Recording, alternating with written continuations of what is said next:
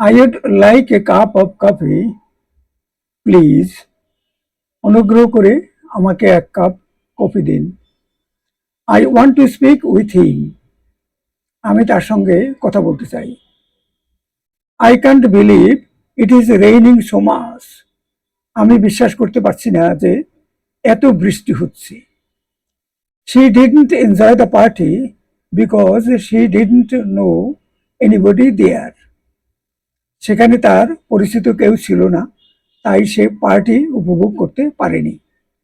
This building has been a school since 1919, 1999 সাল থেকে এই বিল্ডিংটি একটি স্কুল হিসেবে ব্যবহৃত হয়ে আসছে।